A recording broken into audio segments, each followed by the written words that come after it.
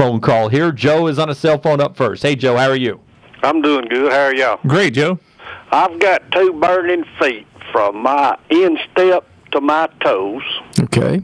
And to start off with, they thought I had some nerve issues because I do have back problems. I've got L3, 4, and 5. It's a big issue. Okay. Right. I've had a nerve conduction test. I've went back to the neurosurgeon, and she's pretty well set now that the operation not do me any good. I've been everywhere to try to get some help with my feet. Now, they're making me some shoes now that they're hoping that takes pressure off the end of my feet. They want to say it's neuropathy, but I don't have no diabetic issues at all. And they say it's this darn, I can't even say that. Can't even think of what, plantar fasciitis. Plantar fasciitis is what I was going to say. That was going to be my guess. Was I right, Doc? Well, you may be. Now, I think let's take this call. Let's talk about several things that you got to think about when you're dealing with that. Now, I'm going to tell you one of the things that bugs me when people have burning feet, before we worry about neuropathy or nerve damage, is circulatory issues. Well, they claim that's, I don't have, actually she said I had pretty feet. I didn't have no circulation problem. Well, that could be a social commentary rather than a medical diagnosis, my friend. But for the general public, anytime you've got burning in the feet, whether it's with activity or at rest when you lay down, circulatory issues can be a major cause of that. See, so burning, I would have said cool, like a cool feeling to my feet, but a burning sensation. It's a burning. Yeah, wow. It burns, man. Both of them do it at the same time, and I can tell when I get up, if I don't have that stinger in my back, my feet's going to burn all day. You got it. And, one thing talking about that, and I'm going to talk about neuropathy real quick. We're used to thinking about neuropathy or nerve damage in diabetics because if you don't keep your sugars under control, that can be a major problem because what happens is the sugar causes damage to the small arteries that supply those nerves, and they can become damaged. And that's when you actually lose circulation into those nerves, and then you will begin to have burning pain, just like your arm or your leg going to sleep. It's different, and it will happen when you lay down for most people because when you lay down, you're getting less blood flow. The heart rate's slowing down, and you're getting less blood flow going to the feet because they're elevated rather than being down. That's why a lot of these folks will actually sit down and do that. Plantar fasciitis, a very, very common problem with the tendons and all in the feet become inflamed. And in your particular case with having the back problems, you're walking differently. So chances are you're quietly traumatizing those tendons in the feet because you've got back problems. It's real funny. If you get your feet right, a lot of times it makes your back better. But if your back's bad, a lot of times it makes your feet worse. So that's sort of what I would be thinking about, and then get it pinned down and see how these orthopedic shoes work to help support the feet and keep your non-steroidals going and keep your feet doing the exercises hopefully the doctor taught you to do, and go back in there and write pretty feet on both feet and get her to sign them. Throw these drugs away? I don't know that I would just yet. We'll let your doctor make that call. Thank you, Joe.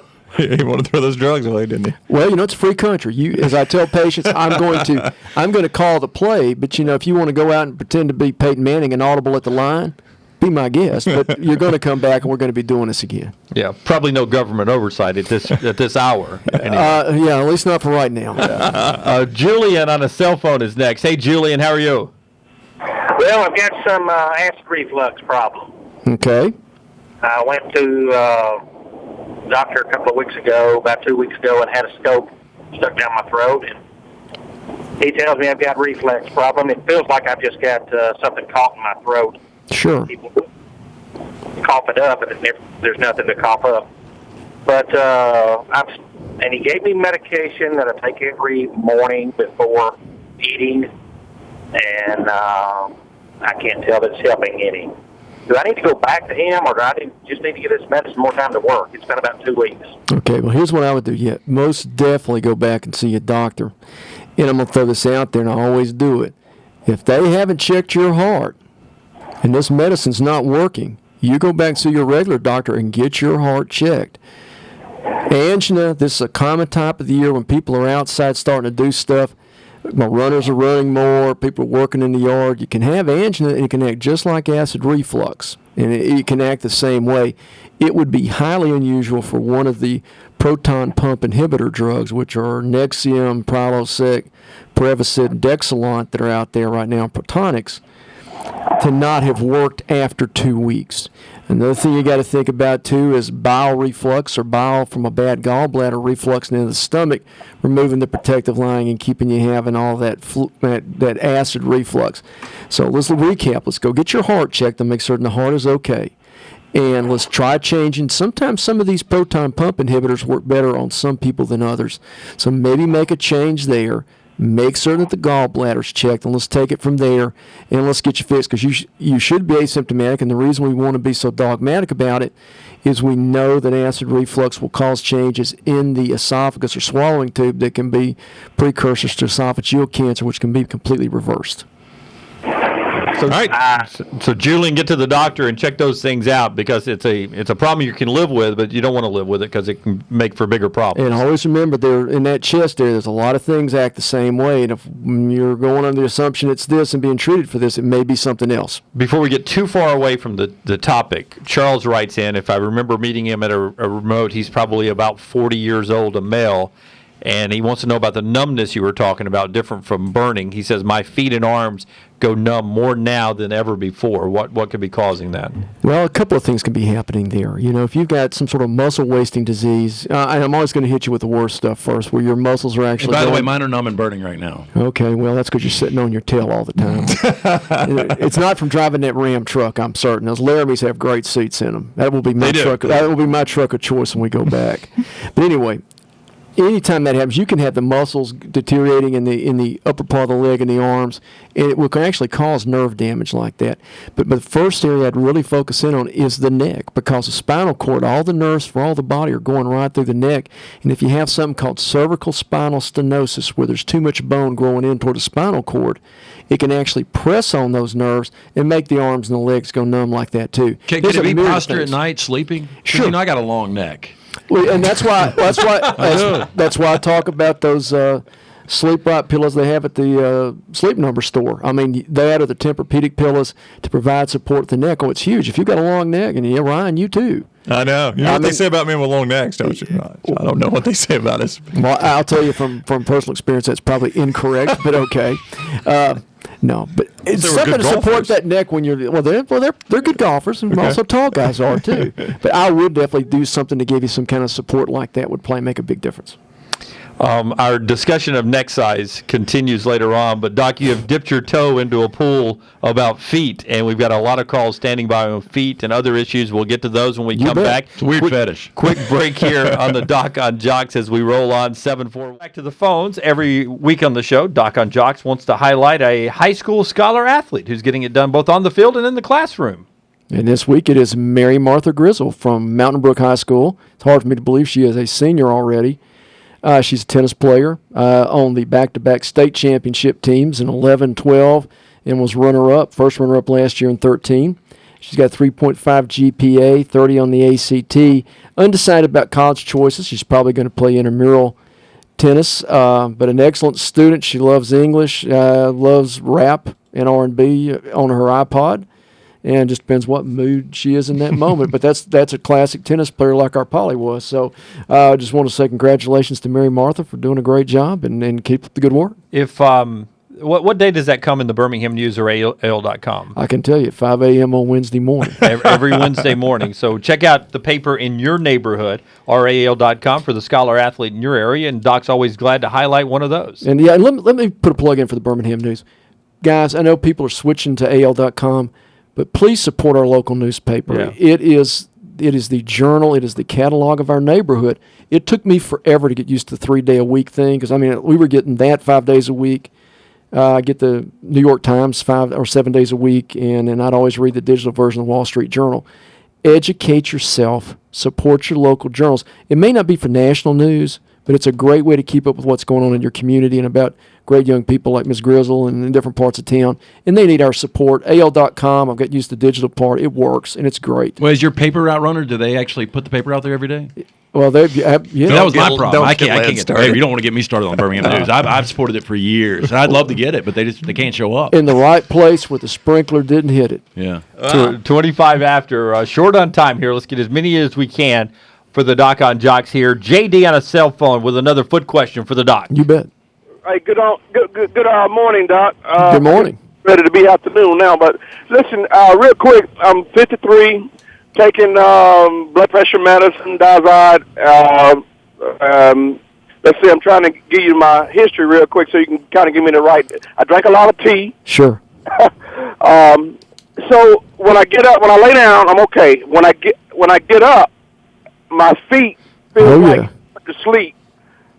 And it's just now. This just started. Maybe I'm gonna give it about 2 weeks, maybe 2.5. I have had both legs with injuries. One on the right, which was a baby when I was about 5 or 6. Okay. The left got crushed about 2001 or 2, and that particular leg, left leg, is not going to be 100%. Never. Right. But I'm able to walk. I could run a little bit, but I'm not as good as I used to be. So with that history being said, I'm thinking is too much tea. I'm just thinking in my head. I don't have a lot of sins in my life. Right. But JD, it's sweet tea. I assume, JD, it's sweet tea full sugar? Yes, I don't drink the other kind. The Yankee tea. You don't drink Yankee tea. Okay, now come on. There is one Southern sugar-free tea that is best above all. Doc, sweet tea's terrible, or unsweet tea's terrible. Oh, I would beg to differ. Milo's unsweet tea with Splenda. Yeah, you're right about that. But that's got sugar. But why would you just go with their sweet tea? Well, if you're diabetic like me, that's kind of a no-no. But let me tell you something. But First JD's of all, question is diabetes on the table here? It's something that would have to be on the table now. The tea is not the issue. Okay. If it was, we'd be doing this all day long. So let's put that over to the side. Welcome to the 53-year-old club. And my guess is it's one of two things. Either you have some sort of plantar fasciitis, you're working hard, maybe a little overweight. Those tendons will swell when you lay it down at night, and your body will not move the fluid out of your feet. And when you hit the floor, they're numb, and they can be stiff as can be. You got to have the Festus walk, I like to call it. But another common thing in our age group, something called tarsal tunnel syndrome, because of the injuries you've had. Think of it is carpal tunnel syndrome, but of the legs. And you can have some mild swelling in the ankles while you're asleep, putting pressure on those nerves, and will cause that. And once you get it moving around, get your circulation going, it'll fix it and be fine. Have a big glass of iced tea, watch your fluid content, maybe take a non-steroidal at bedtime and see if that doesn't fix this. JD, does it get better as you move around throughout the day? Yes, sir. As soon as I get up and get going like he just said, by the time I get to work, I'm okay. Yeah. All right. You got it. There you are, bud. JD, there you go, man. Have a sweet tea on us. Let's do one more real quick. Pick one for me, Brownie. Let's go to Keith in Smith Lake. Well, good afternoon, gentlemen. Hey, Keith. I hate to be redundant again, but about acid reflux, I've been taking Prilosec for about 5 years. Was diagnosed with acid reflux back then with an endoscopy. Had an endoscopy, colonoscopy last week. Everything was clear, but my acid reflux has gotten worse over the past few months. Yes. Diet has not changed, but of course I've been driving a truck for a little over 2 years and put on a little extra weight, but it's only gotten worse in the last couple of months. Yes. He wants to put me on prescription Prilosec, which he says it's double the dose. Yes. I guess my question is, does Prilosec lose its effectiveness over time? Can I take it forever, or is it just getting worse? Or well, let me lay it on line to you real quick, so we're running short on time on this. It can, but it's not that it becomes ineffective. It's just the receptors that it binds to on the cells to make it work will become more resistant. But I would take the prescription Prilosec from your doctor, because you'll get twice the amount of medication dose-wise for a third of the price of what you're paying for this stuff over the counter. That's the reason these drug companies want it all over the counter. They want you to buy it. They're making more money doing that than you going and buying a generic version of it that you get from us that will probably work more effectively, and you'll get really more of the accurate dose of what you need. So I would do that. Try losing the weight. You may have to change your proton pump inhibitors, and there's a lot of different ones out there. But that's what I'd do, and it's going to be just fine. Thank you, Doc. All right, Keith, be careful out there. All right, again, the number, if you want to help out the Beat Auburn, Beat Hunger campaign, text the letters BABH to 27722. That's BABH to 27722. And when they text you back, it'll be real quick. You just say yes, and that'll be a $5 donation to Beat Auburn, Beat Hunger. And also, Brownie gave you the website.